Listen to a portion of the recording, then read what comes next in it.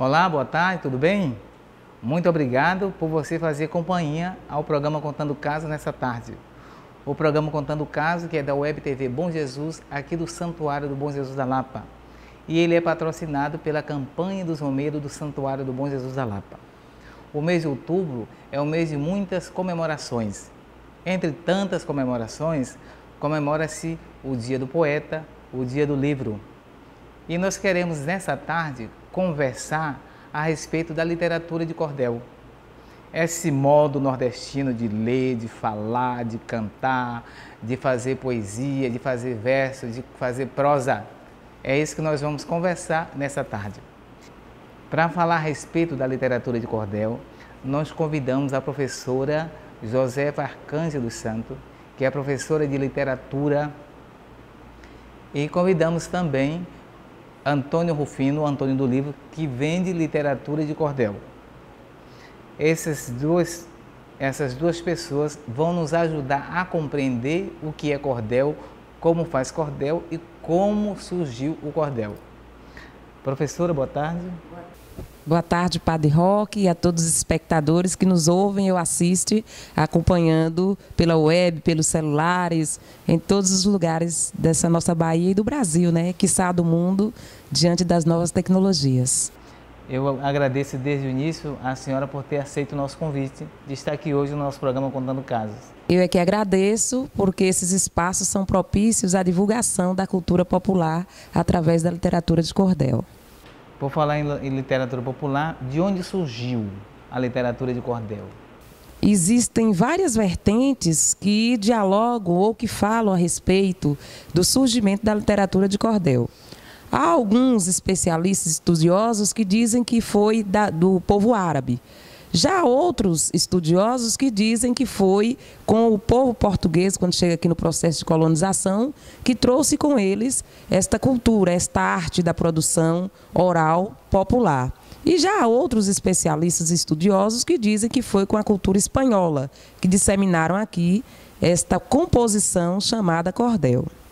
E agora, por que o cordel caiu tanto no gosto do povo, de modo particular o povo nordestino? Isso, padre, se deu por conta do avanço tecnológico, né? E com a chegada da TV, com a chegada das formas de ampliação, de produção de textos, de cultura, e principalmente hoje com as novas tecnologias, a juventude, principalmente, dão prioridade às produções textuais que são mais voltadas aos meios tecnológicos e virtuais. Ainda que o cordel esteja em meios virtuais, mas em menor escala, como foi no século XVIII e XIX, quando estavam nas feiras, né, para serem comercializados e oralizados para que as pessoas se apropriassem através dos ouvidos, né, dessas cantigas, porque os cordéis eram poetas que escreviam textos que era para ser cantados, como no trovadorismo lá no século X e XII, né, de uma época clássica da literatura mundial. Cordel vem de corda, né? Isso, corda, cordão. E por que literatura de cordel?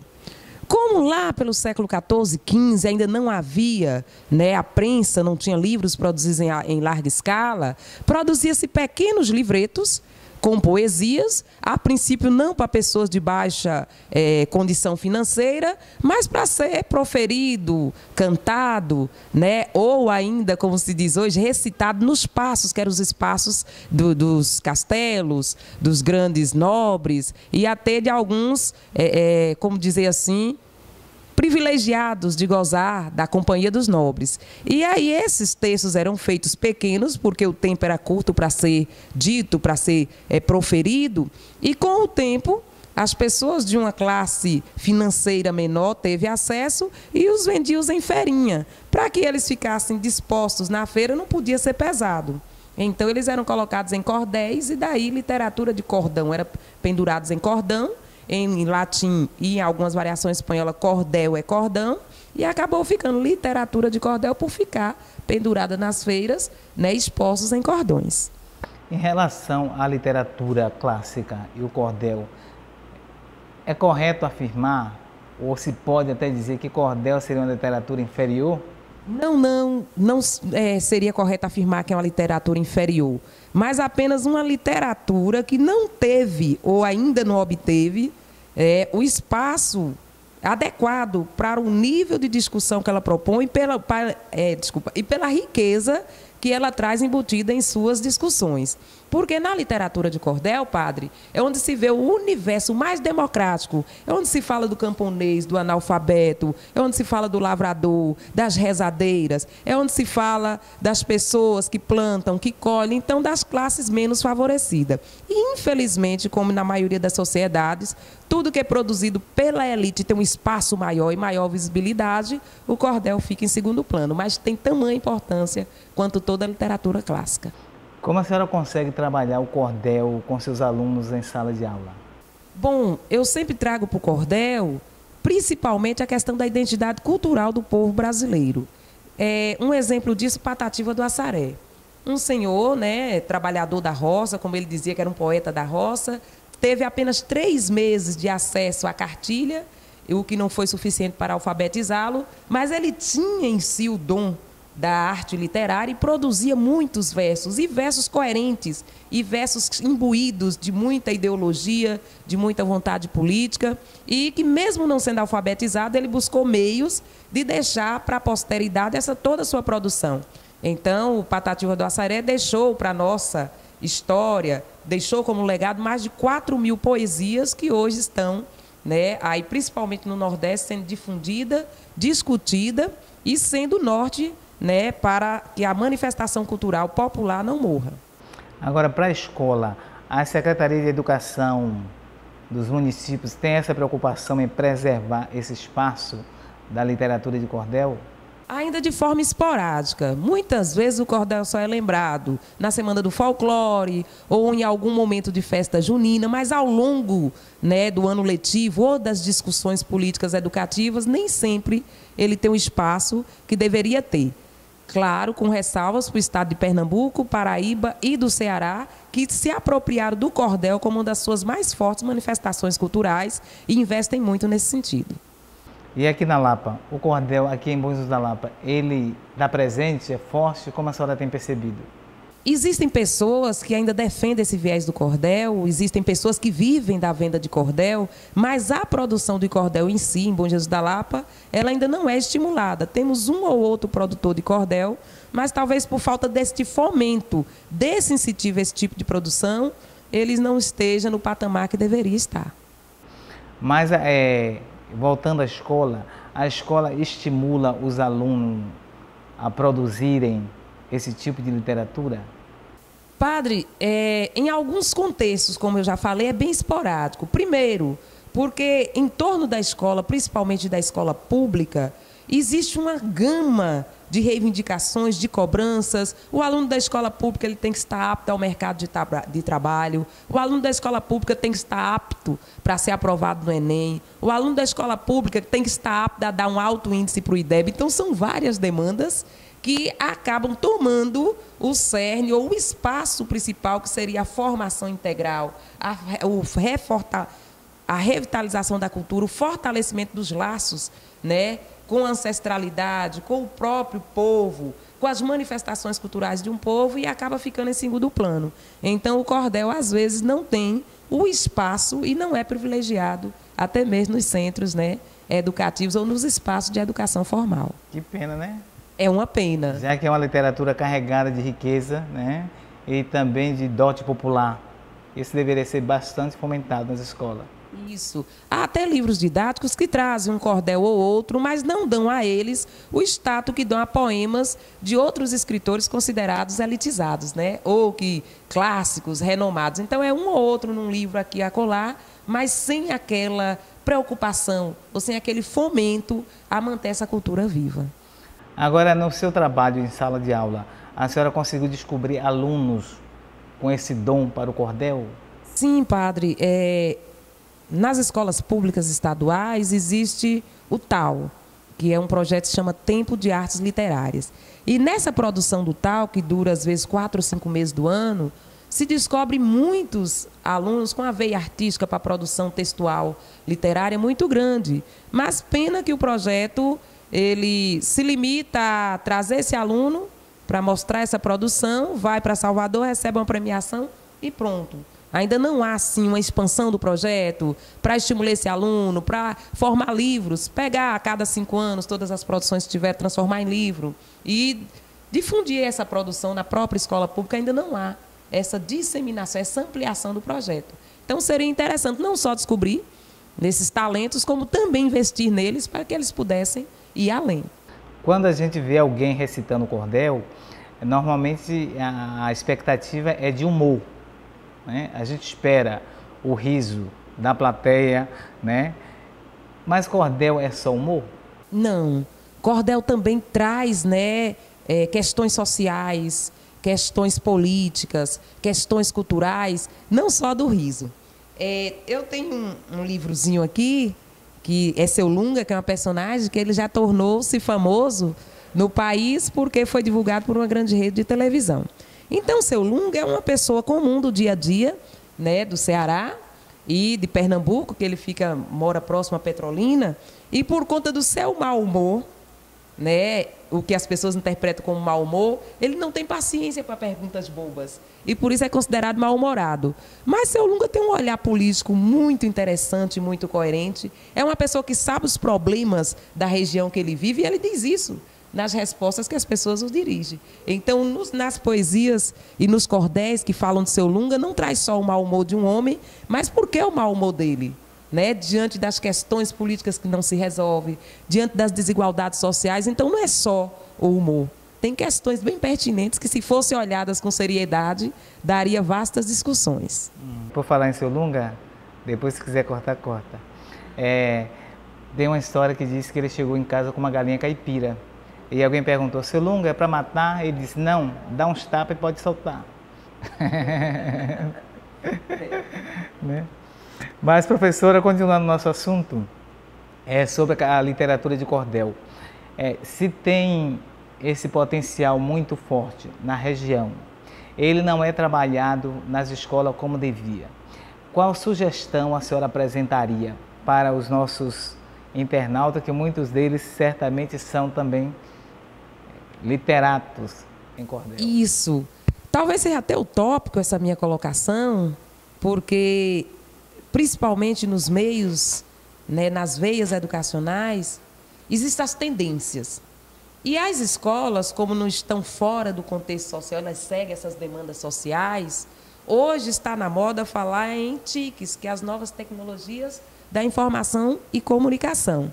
E as TICs hoje abrem espaço para muita coisa, mas não para esta cultura popular, principalmente quando é ligada às comunidades mais pobres. Então, a sugestão é que o professor, como sendo, pelo menos em tese, o senhor do processo da sala de aula, o dono das discussões, o condutor dessas discussões, que ele propusesse, né, as discussões a partir da literatura de cordel. Que assim que ele propusesse uma leitura de uma obra literária famosa, clássica, propusesse também uma literatura de cordel que tratasse do mesmo tema, para que se tecesse uma comparação, para que se tecesse, né, conjecturas do que há em um e outro. Qual o olhar desse escritor clássico e qual o olhar dessa pessoa que não teve acesso a esse conhecimento formal? São diferentes, são coerentes, são divergentes? Então, acho que seria já um caminho. Então, essa discussão deveria ser, portanto, iniciada e... Isso, eu acredito que a discussão, desde a educação infantil, desde a pré-escola, já deveria tomar como instrumento de estudo as produções das obras literárias de cordel. Agora, diz uma coisa para nós. O seu contato com a literatura de cordel se deu quando? Como estudante ou já como professora? Não foi nem como estudante e nem como professora. Quando eu saí de Bom Jesus da Lapa, eu fui morar em Itabuna e de lá eu migrei para Teresina, no Piauí. E lá, quando a gente estava esperando o ônibus, era muito comum em pontos de ônibus chegar pessoas cordelistas e ficar ali cantando aqueles cordéis. E isso ia dando curiosidade. Quando você chegava no lugar, você ouviu o cordel novo de fulano? E acabei tomando gosto pela produção e comprando, colecionando. Eu coleciono cordéis, gosto. E acho interessante a riqueza de conteúdos que o cordel aborda, que nenhuma outra veia literária aborda. O cordel fala da mulher traída, o cordel fala da nossa cultura popular, das crendices, das superstições. O cordel fala da nossa religiosidade, quando o seu Firmino cria as profissões e a profecia de Padre Cícero, ele vai trazer no imaginário, né, do imaginário popular, como é que a pessoa vê esta religiosidade. E vários outros cordelistas já falam também da Romaria da Lapa, né, de todas as lendas que tem no entorno da Gruta do Bom Jesus, da serpente, do sabre de luz, de uma espada que eles dizem que tem no morro, e que se essa espada cair vai ser o fim do mundo. Então, tudo isso é fosso, é objeto de estudo da literatura de cordel, porque só o povo, com a sua cultura forte, é que pensa em manter essa cultura viva. Infelizmente, a elite isso não interessa muito, não. Agora a senhora só estudou cordel ou também produziu cordel? Eu já produzi alguns cordéis. Sei que eu não tenho estabilidade, porque o cordel, além de produção e de hábito, tem também a questão do dom, né? Acho que tem pessoas que nascem com esse poder nato de produção. Então, como Patatinho do Assaré, era um senhor analfabeto, mas que nasceu com essa veia artística. Então, as produções dele são belíssimas, as minhas nem tanto. Mas dizia do contexto de aluno, como o meu objeto de trabalho é a escola, é o aluno, então eu fiz um cordel falando de aluno, né? Do aluno preguiçoso, do aluno que vai para a escola só para passar o tempo, do aluno que cola, né? Do aluno que sonha em ser doutor, mas que não quer estudar. Então, era nesse universo, escola, professor, aluno. Tá, professora, nós agradecemos a sua presença aqui entre nós, viu? Eu que agradeço. Eu creio que os nossos internautas aprenderam muito sobre a literatura de cordel e depois a sua facilidade em expor, né, essa literatura que é tão esquecida, apesar de ser visualizada em determinados momentos, mas muito esquecida e pouco incentivada. Então, nosso muito obrigado, viu? Eu agradeço e agradeço a todo mundo, né, que assista e que discuta e que coloque na sala de aula, como professor, como aluno, nos grupos sociais, nas rodinhas de amigo, em discussão, em pauta, o cordel, para que ele um dia não se torne algo do passado e que possa sempre ser lembrado, porque foi um legado da nossa ancestralidade. Povo nordestino, povo negro, povo que veio da Europa, povo que veio da África, todo mundo contribuiu para que o cordel se configurasse como a nossa maior expressão literária aqui no Nordeste brasileiro. Nós vamos para um breve intervalo e daqui a pouco estaremos de volta com Antônio do Livro, falando e cantando cordel para nós. Não saia daí, a gente volta já já.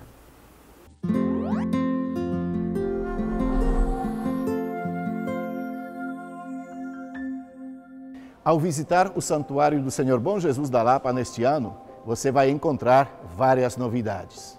Nós estamos com a ambulância nova, estamos com um novo sistema de monitoramento, garantindo mais segurança aos nossos romeiros. O velário foi organizado também num lugar novo, mais amplo, mais espaçoso, mais confortável.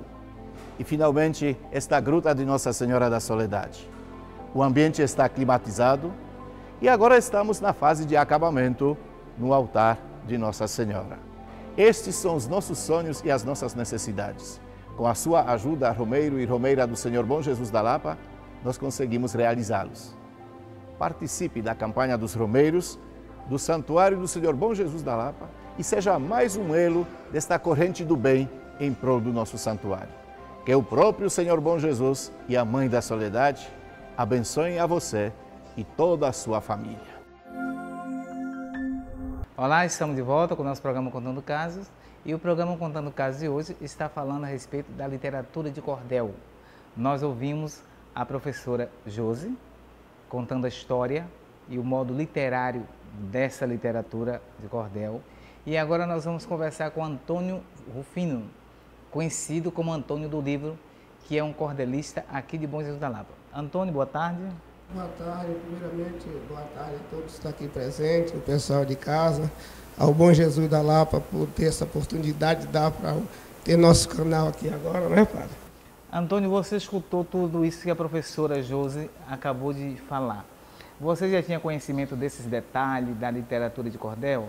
Não todos, mas os principais eu tinha, que era de vir de Portugal, nas feiras livres a gente determinado ser cordão, né? Cordel significa cordão.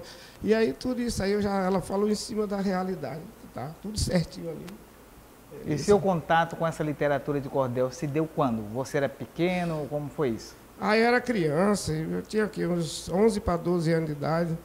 Aí a gente morava na roça. Aí eu fui para a cidade, meus pais morreram, eu fui para a cidade sozinho, sem irmão. Aí fui cair na casa, praticamente na casa de Minervino. Aí os irmãos, os meninos dele brincando, e eu cheguei lá e fiquei por ali. Aí quando deu hora de meio-dia, eu não tinha onde almoçar, não tinha nada, aí o filho mais velho dele falou, não, vamos lá para casa, que você vai almoçar lá em casa. Eu disse, rapaz, seu pai não vai deixar. Vai, vai.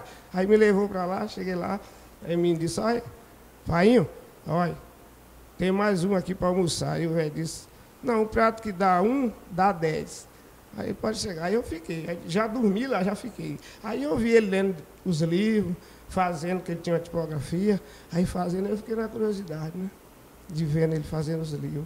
Aí quando foi no outro dia, ele disse assim, você quer ir mais eu para a rua? Eu vou trabalhar, que ele vendia os livros nas feiras livres. Aí ele armava o serviço de alto-falante e ali ia ler os livros para o pessoal, aquela roda de gente. E aí eu fiquei de parte olhando. Foi no outro dia, fui mais ele, fiquei olhando, digo, eu vou aprender a vender isso. Poxa, na próxima semana eu já estava colado lá no pé. E aí fiquei, aprendi. Não aprendi a fazer, mas aprendi o mais difícil, que foi vender. Aí eu dizia para ele assim, ele dizia para mim assim, olha, o mais difícil não é eu fazer o livro, o difícil é o que tu faz, trocar pelo dinheiro. Aí eu disse, então vou começar trocando até o fim. E aí, graças a Deus, não estou arrependido até hoje, criei meus filhos são tudo bem, como se diz, não são ricos, mas também não são dos piores, está todo mundo bem, com a literatura de cordel. Você sempre trabalhou com a literatura de cordel? Toda a minha vida foi com a literatura de cordel. Você citou seu Minervindo. Minervindo era um Poeta. romeiro do Bom Jesus, poeta popular, né? Aqui eles chegavam aqui, ficavam ali nas escadas, ali sentado, e ali depois pensava que não, ele já saía com o livro pronto. Esses benditos aí, a maioria desses benditos aí, 100 e tantos benditos gravados que ele tem, era tudo ele fazia aqui na Lapa. Aí, Despedida do Romeiro do Bom Jesus.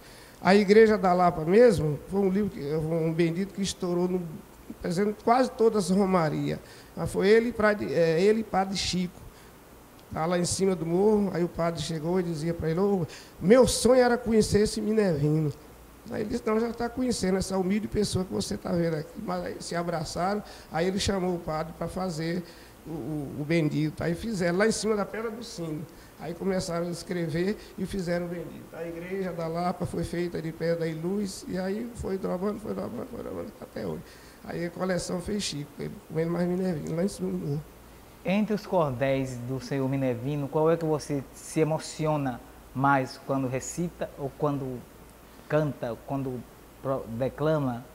Eu tenho vários, quase todos, mas tem um aí, posso pegar aqui? Dá licença. Esse aqui, que é um livro de exemplo, sabe? Esse aqui, ó, é O Poder da Cachaça contra a Lei do Criador, entendeu? E eu já tenho, com esse livro aí, lendo direto, como eu leio, eu tenho, as pessoas sempre vêm me fazer um testemunho de coisas que conseguiram, de gente, de filho que estava perdido no vício da embriaguez. E eles chegaram e dizer, seu Antônio, graças a Deus que eu vou levar esse livro, não só para meu filho, mas para o pessoal que fica por perto, que é um livro muito interessante. Meu filho deixou de beber, graças a Deus que não bebe mais. Então é esse livro aí. Porque ele é um livro muito engraçado. E eu leio, até na Rádio Bom Jesus aí mesmo, eu tenho uma oportunidadezinha lá, mas é donzela, eu leio. Há um verso aqui, ó.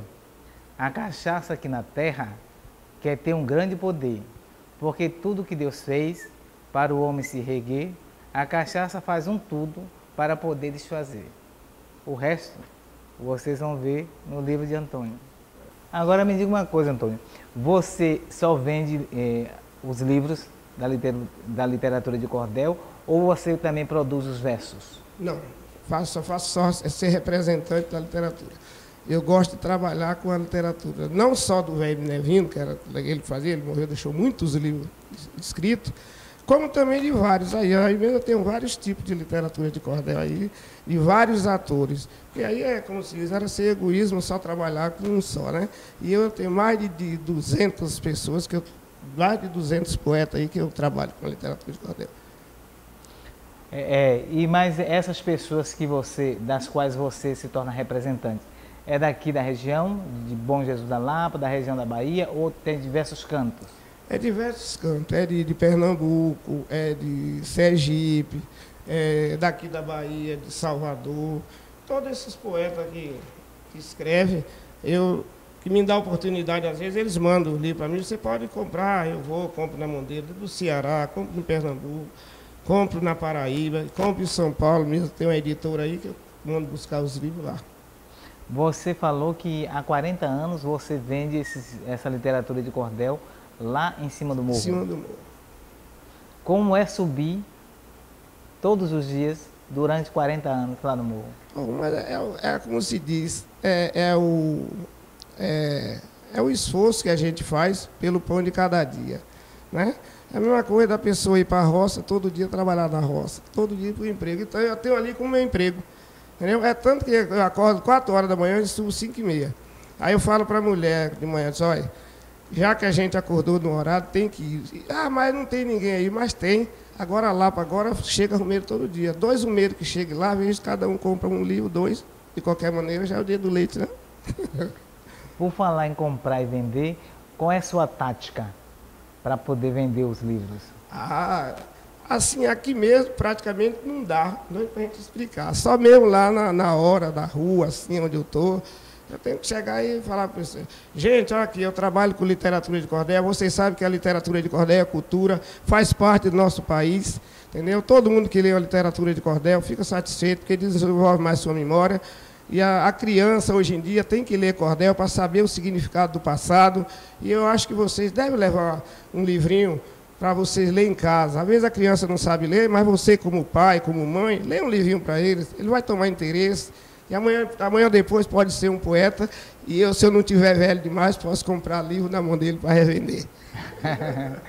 Mas você também recita à medida que faz a propaganda para vender? Ah, tem que fazer. Aí a gente inventa coisa, né? Por exemplo, assim, para chamar atenção, para fazer graça, né? Nada de... Aí, assim, às vezes a banca está vazia.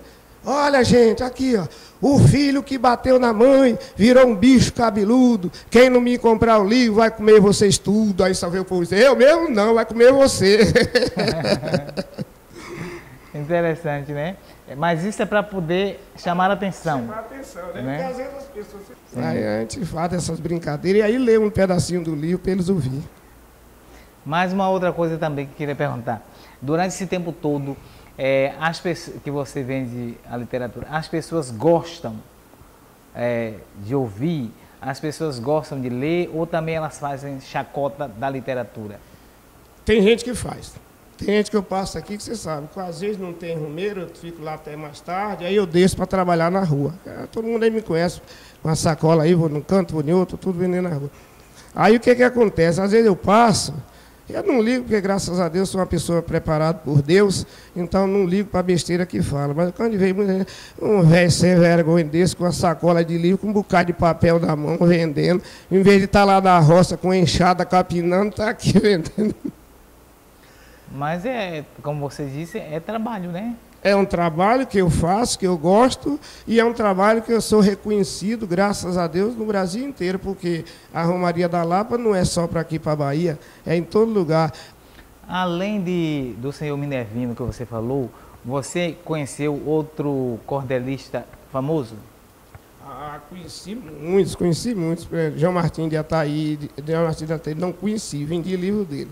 Agora conheci Rodolfo Coelho Cavalcante, conheci Manel de Almeida Filho, que chegou da minha oportunidade de conhecer esses. Aí eu conheci pessoalmente, que ele ia lá em Itabuna e às vezes se hospedava na casa de Minervino. Então, de noite, ali eles batendo papo sobre cordel e tudo, aí eu ficava de parte ouvindo o que eles estavam falando de literatura de cordel. E os cordéis aqui da Romaria da Lapa? Existem? Existe muito cordelista aqui que faz. Aqui mesmo na região tem. Aqui tem Tuta, é um bom cordelista. Tem mais outros aí que faz. Tem aqui Marco Aurélio, que é um senhor, um trovador, um poeta, um senhor poeta, Marco Aurélio. É lá de Serra do Ramalho. É uma pessoa muito boa. Ele trabalha em São Paulo. Ele mora em São Paulo e sempre ele está ligando para mim, falando dos cordéis que tem novo lá para mandar pedir. E vários deles têm. Muitos internautas da Web TV Bom Jesus, que são romeiros aqui do santuário, já te viram lá em cima do morro, já compraram seus livros de cordéis e eles estão aqui também te vendo. Por isso eu queria que você encerrasse esse programa recitando para os romeiros uma das literaturas de cordéis. Tinha barba, tinha bigode, falava grosso demais. No dia que a véia amanhecia, com a frente da saia para trás, o bigode se bulia, a barba se abria, e a véia nesse dia estava pior do que o Satanás. Em todos os seus genros e nora, a véia era acostumada a quebrar tudo no pau. Eu não sabia de nada, gostei de uma filha dela, que era uma linda donzela. Por fim, me casei com ela, fui cair numa emboscada. Que a véia era osso duro de roer. O meu sogro também era de fazer admirar, pois era um trem de risco, era outro de riscar. Esse foi valentão, foi jagunço lá no sertão, foi cabra de lampião, sabia bem manejar. Aonde estava eu metido, porém sem nada saber, que a velha mais o velho era duro de roer, porque o genro que não lhe obedecesse podia ter na certeza que eles botavam para correr. Ô, gente, mais uma vez, obrigado a vocês todos, os espectadores que estão assistindo, vão assistir. Que Jesus abençoe a todos nós. Mais uma vez, obrigado por vocês me dar essa oportunidade, viu, gente? O nosso programa Contando o Caso fica por aqui. Nós agradecemos a sua audiência. Muito obrigado por estar conectado conosco. Assista também os outros programas da Web TV Bom Jesus. E amanhã esteja ligado conosco com a transmissão da novena perpétua às 3 horas da tarde. O nosso muito obrigado. Fique com Deus.